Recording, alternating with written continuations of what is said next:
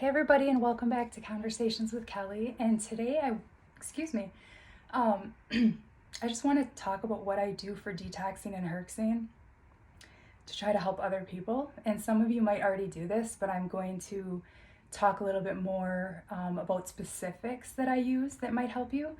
The first thing that has helped me so much is going to hot springs and soaking. And I realize that a lot of people don't have access to that. If you do, I really encourage that you go as often as you can. Sitting in there for a couple hours and soaking does wonders. It really helps remineralize your body. And all hot springs are not the same. Depends on where you go. Oftentimes when you do go to one, you can see a profile of the breakdown of the mineral content in the water. So you might notice that one hot spring makes you feel better than another, and that's probably depending on the mineral content.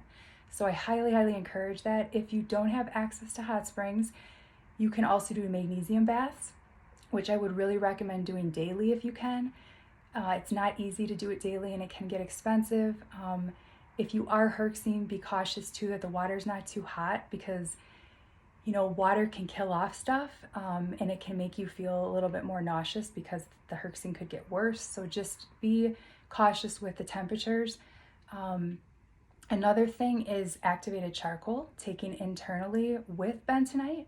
And then with that, you need to be careful you're not taking either of those within 2 hours of medication, because that can absorb and bind to pharmaceuticals and herbs and nutrients in your food. So you want to space that out by a couple hours.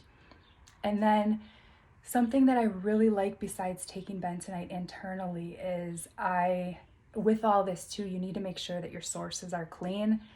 Something I forgot to add to the baths is once in a while I add sea salt or Himalayan sea salt, as well as occasionally baking soda to my baths. But you do need to be careful that your sources are clean, because some of that stuff that's not clean, you could end up absorbing other stuff, which is not good. So that stuff is very important.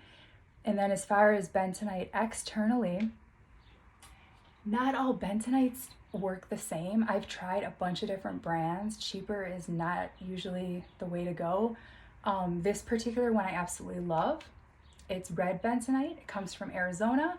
It's going to have a little bit of a red color to it. And the reason clay has different colors has to do with where it is sourced from. So your clay in a part of Wyoming or Montana is probably going to look a little different than Arizona. Arizona has a lot more red clay. They have a little more iron in their clay.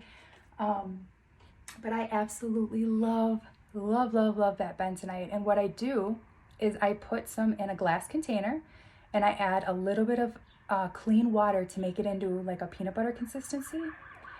And then do not use plastic, do not use metal, because that will affect the clay. Always use glass. I use a chopstick usually to stir it, or my finger, and then take that paste and I put it all over my neck, on my chest, put it on my boobies, on my armpits, all of the places where you have glands, and your lymph nodes too. You've got tons of lymph nodes throughout your whole body. And I just put it all on. I do this in the bathroom. Depending on how much time I have, I don't usually do my entire body. I'll do my face, my armpits, and like my chest and neck. And then I also really like to do my fingers up to here, this whole area, because you are touching your phone and holding it, and your laptop and all of those electronic devices give off pollutants that you can't see. And that can mess up your body's your body's way of naturally trying to balance itself, and it can affect your nerves. It can cause pain as well. And that's pollution that we can't see. And so I do that as well. A lot of people don't know this, but